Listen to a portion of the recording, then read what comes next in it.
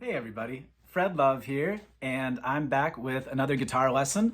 This time we're going to talk about the blues, and this is going to be, I'm going to call it an advanced guitar lesson because this is not, I'm not going to cover a lot of the basics. I'm just going to jump in with some pretty good licks that I've collected from various sources over the years that I think can be used over and over again in the context of a 12-bar blues. So what do I mean by advanced lesson? People probably have different definitions of what is beginner and intermediate and advanced. To me, you're a beginner if you are just learning the fundamentals, as in just learning how to play notes, just learning how to strum some chords. I consider an intermediate guitarist someone who has those fundamentals down pretty well and is able to play entire songs using those fundamentals. So if you're an intermediate guitarist, you're probably learning some of your favorite songs, learning the different guitar parts from the rhythm parts and the leads, and able to to play them note for note pretty well and with some feeling.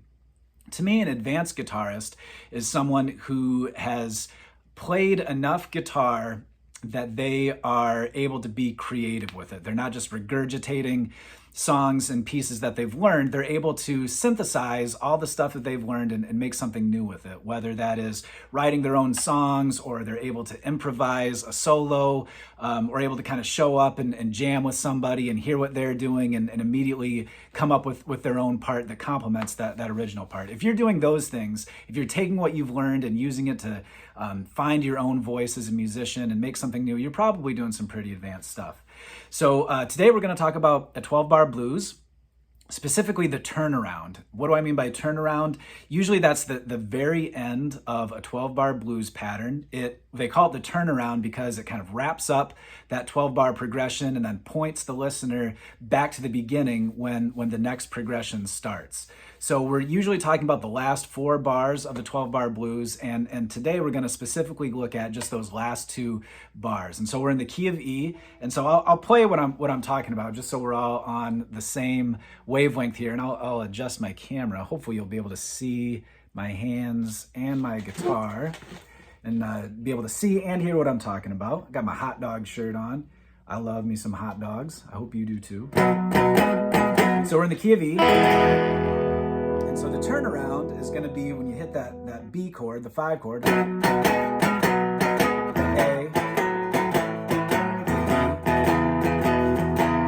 that's B, and then you start back. That would be the beginning of your next progression. So we're going to look at bars 11 and 12, that 12-bar progression. So we've got the E to the B. Okay, so let's study some cool licks. Let's get down to the real meat and potatoes of this lesson. I've got 4 turnarounds, and I'll play them kind of slowly, and then I'll show you some variations. One important thing to remember when it comes to the blues, man, it's really all about feeling. And so there are different ways you can kind of play the same notes of these turnaround licks with different feel. And that can really influence how they sound and how they hit the listener's ear.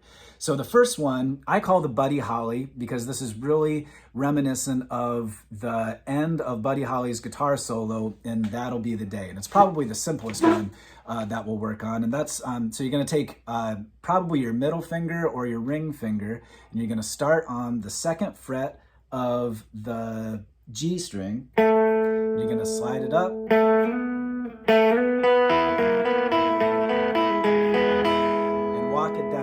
So I'm sliding from 2 to 4 on the G, and then I'm hitting the B and E open, and then it's just a chromatic walk down. Chromatic means just 1 fret at a time, 1 note at a time. Then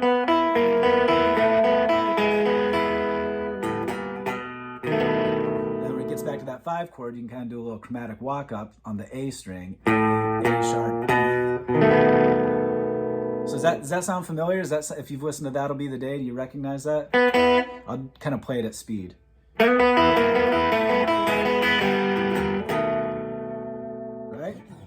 So there are different ways to do that. You can also throw in your pointer finger to grab on the 3rd fret of the B string, and then you can kind of hold that shape all the way down.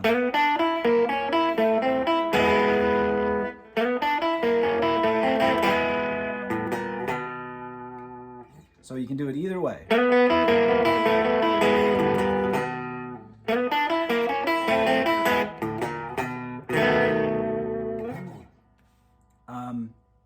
There's different ways that you can, like I said, add feel to that. You can maybe do some hybrid picking. That's something I do a lot of. Some cats will kind of tuck the pick into their finger like that, and then they'll use their thumb and their fingers. I like to just hold the pick like I normally do, and then use these guys when I do hybrid picking.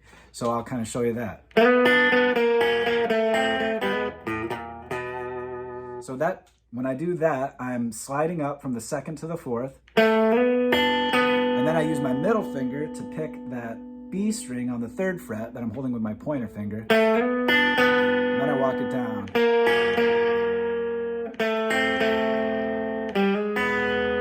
And then when I get to that first note, that's a G sharp, that's the third of an E chord. You kind of hammer on. It's kind of fun to do the G to the G sharp, doing a flatted third to the normal major third. Or you can even jump up top and grab the root, the skinny E string. That's a cool sound too.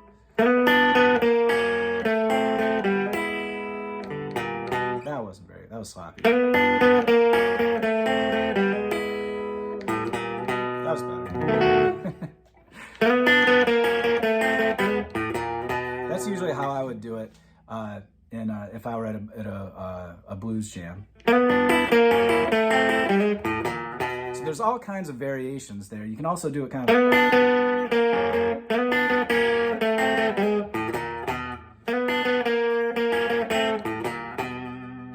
So you can kind of mix and match. So I call that the Buddy Holly. Let's move on to the Robert Johnson. This is a lick that I picked up, obviously, from Robert Johnson. He used it in various songs. I think 3220 Blues is the one that I first, the one that introduced me to this lick.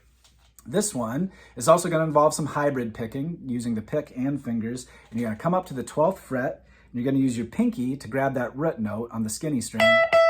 That's your E note. And then you're going to jump up to the D string, and you're going to use your various fingers to walk it down. Right? So that's just a chromatic lick. You're starting on the 12th fret, using your ring finger on the 12th fret of the D string. You're going to walk it down to the 9th fret. And each time you do that, you're going to use your middle finger. I use my middle finger. You might be using another finger. To grab that root note on the 12th fret of the high E string. Right?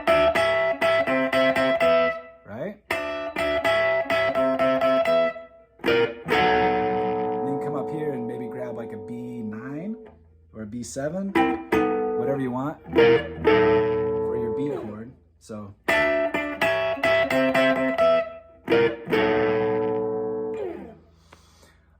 There are different ways to do that. Again, you can give it a different feel.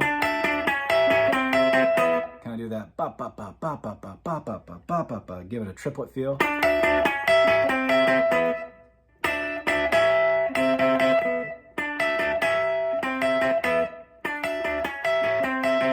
Those are all different variations of how to do that.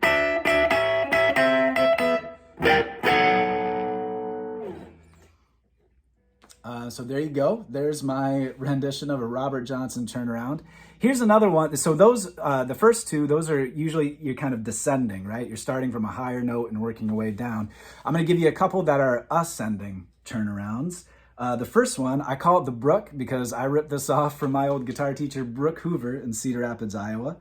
And so just like the Robert Johnson, I'm going to keep my pinky finger on that E note on the 12th fret of the high E string. And then I'm going to use my pointer finger and I'm going to grab the 9th fret of the B string. So it's got a very major sound. And then I'm going to chromatically walk those notes up on the B string. Right? So I'm going from the 9th to the 10th to the 11th and then finishing up on the 12th of the B string.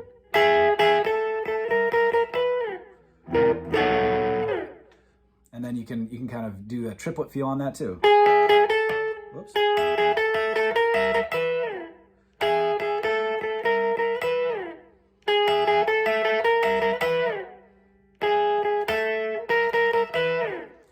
ways to mix and match that.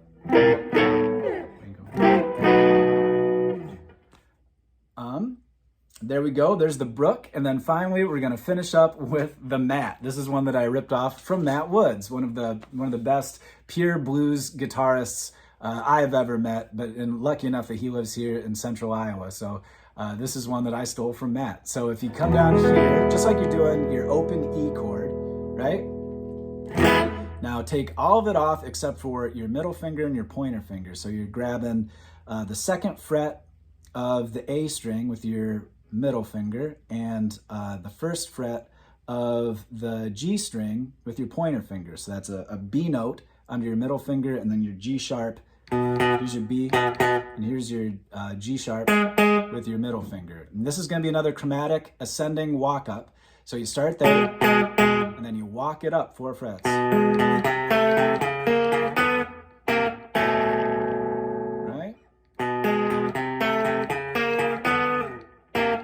And you hold that same shape the whole time. Or you can kind of do the... One way I like to do it is...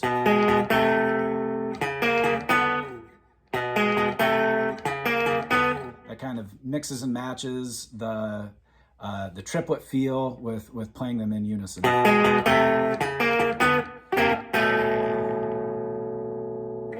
Right?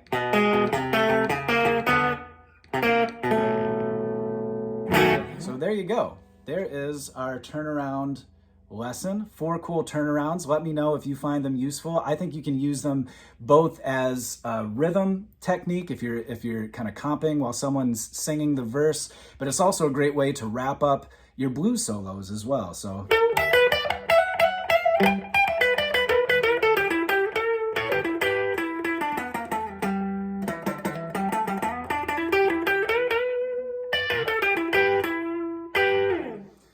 So I just taught 2 guitar lessons yesterday, and I think both students will be back next week. So slots are filling up, but please reach out to me if you are interested in scheduling your own guitar lesson. Once again, I'm Fred Love. I've got a practice space here in Ames, Iowa, but I also do virtual lessons as well. So please hit me up and let's talk about guitar. Thanks for watching, everybody.